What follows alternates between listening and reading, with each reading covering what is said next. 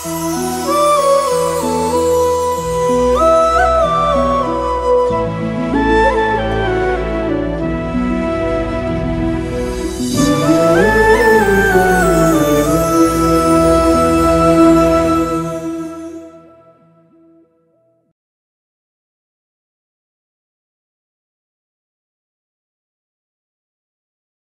నాకు ఒక డౌట్ ఉంది. డౌట్ అంటే చాలా మందికి ఉంది. ఎందుకంటే ఈ మధ్య కాలంలో ఒక 2-3 రోజుల నుంచి గ్యాస్ట్రిక్ ప్రాబ్లం గురించి ఒక చిట్కా చాలా మంది మాట్లాడుకుంటున్నారు దీని గురించి.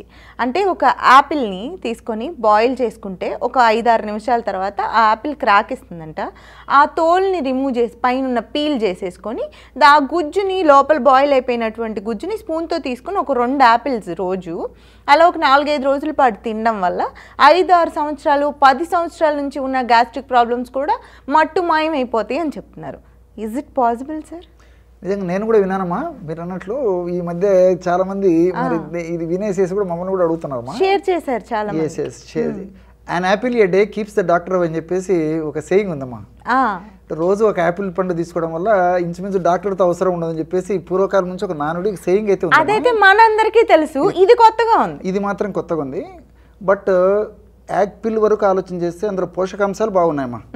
సో ఫైబర్ ఉంది, తర్వాత బి కాంప్లెక్స్ ఫ్యాక్టర్స్ ఉన్నాయి, తర్వాత మంచి యాంటీ ఆక్సిడెంట్గా ఉపయోగపడుతుంది. అంటే కణాలకు మంచి చైతన్యం ఇచ్చేసి కణాలను ఆరోగ్యవంతంగా తయారు చేస్తుందని చెప్పేసి ఇవన్నీ కూడా రీసెర్చ్లో ప్రూవ్ అయినటువంటి విషయాలమ్మా. సో యాపిల్ తీసుకోవడం వల్ల బాడీకి జరిగినటువంటి నష్టం అయితే ఉండదు. కానీ మీరు ఇప్పుడు మనకు వార్తలు వచ్చినట్లు మరి ఈ విధంగా వాడుకోవడం వల్ల కంప్లీట్గా 5 సంవత్సరాలు 7 సంవత్సరాల వరకు కూడా ఈ గ్యాస్ట్రిక్ ట్రబుల్ ఈ సమస్యలు రావనేది మాత్రం మరి వాడి ప్రయత్నం చేయడంలో తప్పులేదమ్మా. కాబట్టి ఇదేందో హామ్ చేసేటువంటి పదార్థం అయితే కాదు. కాబట్టి ప్రయత్నం చేయడంలో తప్పులేదు. కానీ మరి ఇటువంటివి ఒక యాజ్ ఏ డాక్టర్గా నేను చెప్పాలంటే మరి కొంత దీనికి సంబంధించినటువంటి డేటా ఎప్పుడైతే నా దగ్గర ఉంటుందో దాన్ని బట్టి నేను చెప్పగలను. కానీ కేవలము ఏదో కొంత వరకు మనం కొంతమంది మీద ఆ యొక్క ఔషధాన్ని వాడి వాళ్ళ యొక్క ఫీడ్బ్యాక్ని తీసుకొని యూనివర్సల్గా ఇదే అప్లై చేయాలంటే అది వీలు పడదమ్మా. కాబట్టి ప్రయత్నం చేయడంలో తప్పులేదు. చాలా సింపుల్గా చెప్పడం జరిగింది. సో ఆ విధంగా బాయిల్ చేయడం వల్ల ఏమైందంటే యాపిల్ పండు కూడా ఈజీగా జీర్ణం అయిపోతుంది. ఇందులో ఉండే ఫైబర్ పదార్థాలు కూడా ఈజీగా జీర్ణం అవుతాయి.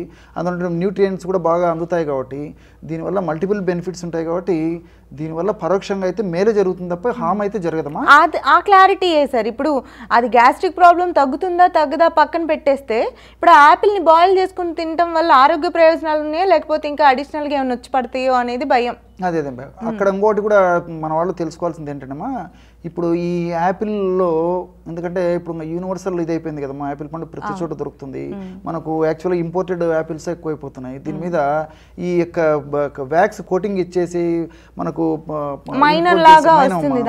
అలాంటి యాపిల్స్ ఎక్కువ దొరుకుతాయి. మామూలుగా పచ్చి యాపిల్ కూడా పీల్ చేసుకుని తింటాము.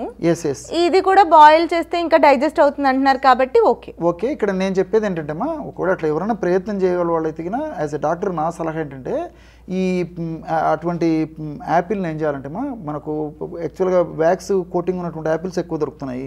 కోటింగ్ ఉందా లేదా అని కూడా చెప్పడం కొంచెం ఎక్స్పీరియన్స్ ఉన్న వాళ్ళకి చెప్పగలరు. కానీ కొంతమంది చెప్పలేరమ్మా. చాలా మెరుస్తూ ఉంటుందమ్మా కోటింగ్ ఇచ్చింది. షైనింగ్ బాగున్న దాన్ని బట్టి చెప్పుకోవచ్చు. ఏది ఏమైనప్పటికీ మరి ముందు జాగ్రత్తగా అలాంటి ఈ వ్యాక్స్ కడుపులోకి పోవడం వల్ల కూడా ప్రాబ్లం అయిపోతుంది.